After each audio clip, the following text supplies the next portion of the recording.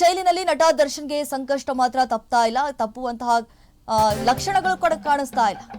ನಮ್ಮ ಕನಿಷ್ಠ ಸೌಲಭ್ಯ ಕೊಡಿಸಿ ಅಂತ ಹೇಳಿ ಏನು ಹೋರಾಟ ಮಾಡ್ತಾ ಇದ್ರಲ್ಲ, ಈಗ ಹಿನ್ನಡೆ ಆಗ್ಬಿಟ್ಟಿದೆ. ದರ್ಶನ್ಗೆ ಕನಿಷ್ಠ ಸೌಲಭ್ಯನೂ ಸಿಗ್ತಾ ಇಲ್ಲ, ತಾವು ಕೇಳಿರುವಂತಹ ಹಾಸಿಗೆ ದಿಂಬು ಸಿಗ್ತಾ ಇಲ್ಲ.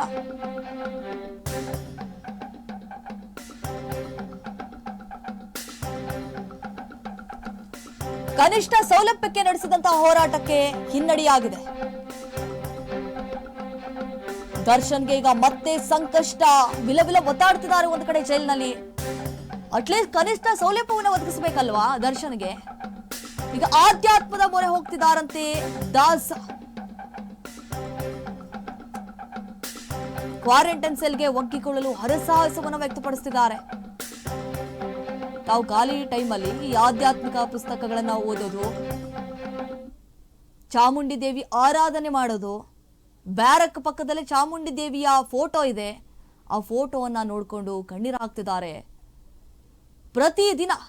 ಪ್ರತಿನಿತ್ಯ ವಾಕಿಂಗ್ ಸಂದರ್ಭದಲ್ಲಿ ಚಾಮುಂಡೇಶ್ವರಿಗೆ ಪೂಜೆ ಮಾಡ್ತಿದ್ದಾರಂತೆ ನಟ ದಾಸ. ನಿತ್ಯ ಪೂಜೆ ಮಾಡಿ ಕುಂಕುಮ ಇಟ್ಕೊಂಡು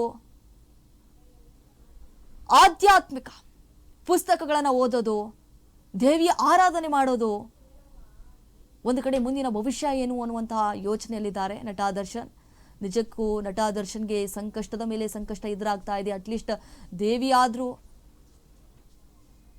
ಆಕೆಗೆ ಪೂಜೆ ಪುನಸ್ಕಾರ ಮಾಡೋದ್ರಿಂದ ಒಳ್ಳೇದು ಆಗ್ಬೋದಾ ಅನ್ನುವಂತಹ ಭಾವನೆಯಿಂದ ನಟ ದಾಸ ದೇವರ ಮೊರೆ ಹೋಗ್ತಿದ್ದಾರೆ.